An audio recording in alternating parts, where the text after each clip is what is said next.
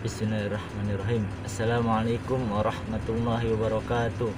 Alhamdulillahirabbil alamin wassalatu wassalamu ala asyrofil anbiya'il mursalin ala sayyidina Muhammadin wa ala alihi washabbihi ajmain, amma ba'd.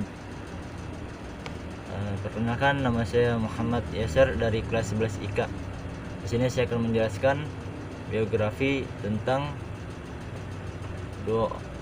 tentang orang yang terkenal yang hidup pada zaman Nabi Muhammad SAW, dan namanya pun tidak asing atau namanya itu sering kita dengar.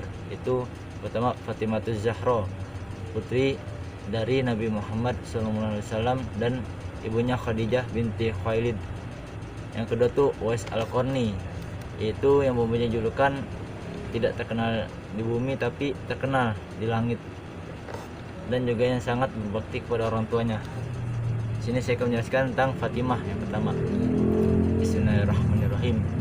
Fatimah, nama dan nasabnya adalah Fatimah binti Muhammad bin Abdullah bin Abdul Muthalib, dan ibunya adalah Khadijah binti Khuwailid, dan ayahnya Nabi Muhammad SAW. Dan juga banyak ulama berbeda pendapat tentang kelahiran Fatimah. Ada yang mengatakan bahwa Nabi Muhammad pada berusia 41 tahun, ada yang mengatakan bahwa ia lahir 5 tahun sebelum kenabian, yaitu ketika Baitullah sedang direnovasi, dan ada yang mengatakan bahwa ia lahir 1 tahun sebelum kenabian dan ia lebih tua dari Aisyah sekitar 5 tahun.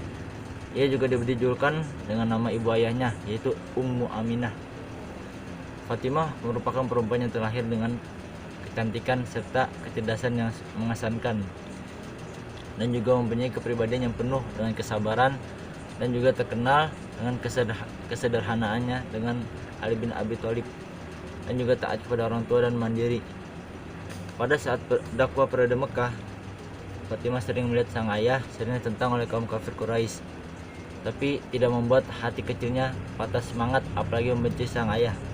Fatimah terus tumbuh dan semakin kuat dan tegar dan penuh kesabaran untuk membantu ayahnya dalam berdakwah. Maka ia tumbuh menjadi perempuan mulia, sangat menjaga harga dirinya. Keistimewaan Fatimah juga ditandai dengan julukan-julukan yang diberikan kepadanya. Yang pertama tuh yang paling terkenal itu ada Az-Zuhra, yang cemerlang. Yang kedua tuh Batul, yaitu perawan. Setelah itu Kaniz, terpelihara. At-Tahira, yang suci, dan masih banyak yang lainnya. Dan menurut kitab Nur Ad-Dalam Syarah Aqidatul Awam yang dikarang oleh Syekh Nawawi Al-Bantani, pada usia 15 tahun lebih 5 bulan Fatimah menikah dengan Ali bin Abi Thalib yang berusia 21 tahun lebih 5 bulan setelah perang Badar. Dalam pernikahannya lahirlah anaknya, yaitu 3 putra yang bernama Hasan, Husain, dan Muhassin, yang meninggal masih kecil. Dan Fatimah sangat terkenal di dunia Islam karena hidupnya paling dekat lama dengan Rasulullah, dan juga dari dialah keturunan Nabi Muhammad SAW berkembang dan tersebar di hampir seluruh negeri, yang biasa terkenal yang sering kita sebut Habaib. Mengenai wafatnya pun juga banyak ulama yang berbeda pendapat, yaitu ada yang mengatakan bahwa dia meninggal pada usia 18 tahun 2 bulan, tapi pendapat mayoritas yaitu bahwa ia meninggal pada malam Selasa 3 Ramadan tahun 11 Hijriah dalam usia 28 tahun setelah sakit keras selama 40 malam. Dan juga sebelum meninggal, Fatimah pun juga juga berpesan kepada Ali bahwa hanya Ali yang boleh menyentuh tubuhnya.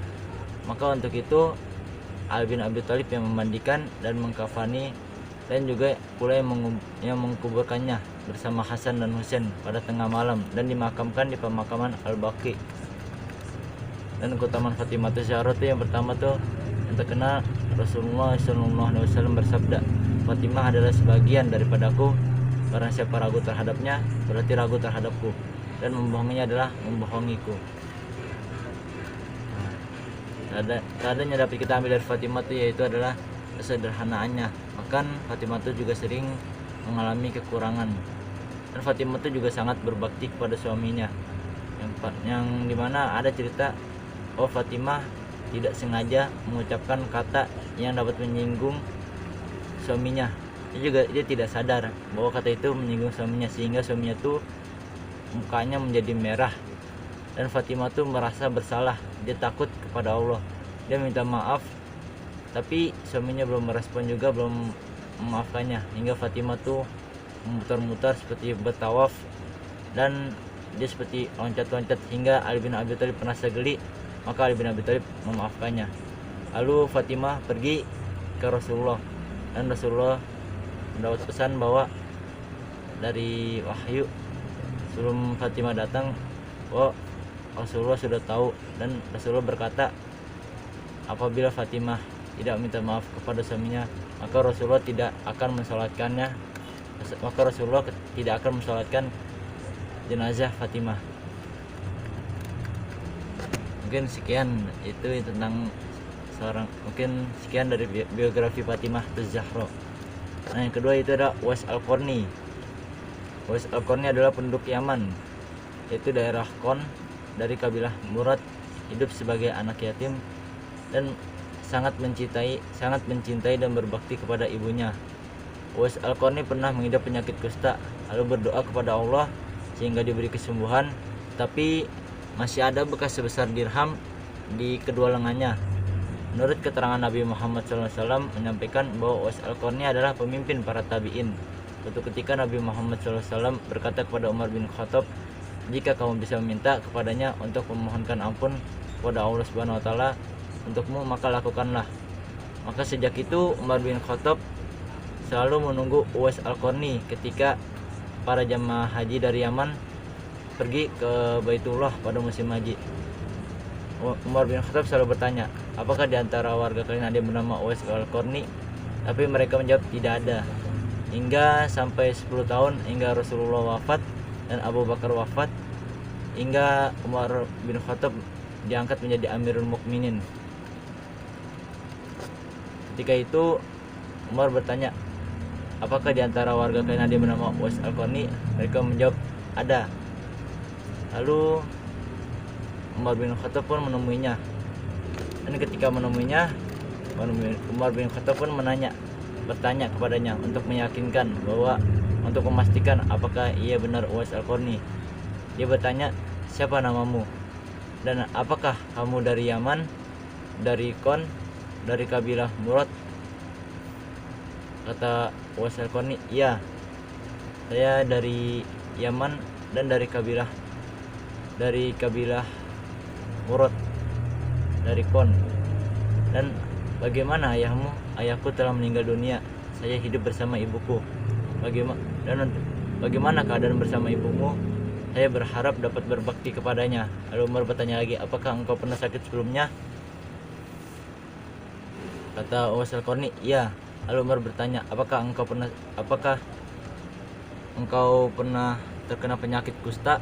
Lalu Uwais menjawab, benar, saya pernah terkena penyakit kusta. Lalu saya berdoa kepada Allah dan diberi kesembuhan. Umar bertanya lagi, apakah masih ada bekas dari penyakit tersebut? Uwais Al-Qarni menjawab, ya, terdapat di lenganku masih ada bekas sebesar dirham. Dia memperlihatkannya. Lalu Umar bin Khattab langsung memeluknya seraya berkata, engkaulah orang yang diceritakan oleh Rasulullah SAW, mohonkanlah ampun kepada Allah Subhanahu wa taala untukku. Maka Uwais berkata, masa saya memohonkan ampun untukmu wahai Amirul Mukminin? Umar bin Khattab menjawab, iya benar. Khalifah Umar meminta kepadanya sehingga Uwais memohonkan ampun untuknya. Selanjutnya Umar memanggil Ali untuk memohon ampun kepada Uwais Al-Qarni, dan Uwais pun juga memohonkan ampun kepadanya. Lalu setelah itu Uwais Al-Qarni pergi. Orang-orang pun juga mencarinya untuk memohon ampun. Bahwa ada yang mengatakan bahwa katanya Uwais Al-Qarni itu ada di Irak, dan dia itu sedang mengais-ngais sampah untuk mencari makanan. Dan apabila dia menemukan makanan, maka dia membersihkannya lalu membagikannya kepada orang-orang miskin. Dan yang kita dapat ambil itu yaitu adalah Uwais Al-Qarni itu adalah sosok pribadi yang sangat sederhana, dan hidupnya itu tidak bergelimang dengan harta. Ujian yang diterimanya pun dia terima dengan ikhlas dan tetap tidak meninggalkan usaha kerja keras untuk keluar dari ujian tersebut. Uwais Al-Qarni juga sangat bakti kepada ibunya. sebagian hidupnya digunakan untuk merawat dan mendampingi ibunya sangat disayangi. Walaupun ia mendapat perhatian sang penguasa waktu itu yaitu Umar bin Khattab, tapi Uwais Al-Qarni tidak memanfaatkan fasilitas dan kesempatan tersebut untuk bersenang-senang. Justru Uwais Al-Qarni tidak mau diperlakukan istimewa, justru sebaliknya dia ingin diperlakukan sama dengan rakyat yang lain. Mungkin yang bisa saya sampaikan. Apabila ada salah itu datang dari saya, dan apabila ada benar itu datang dari Allah Subhanahu wa taala. Sekian dari saya, wabillahi taufiq wal hidayah. Wassalamualaikum warahmatullahi wabarakatuh.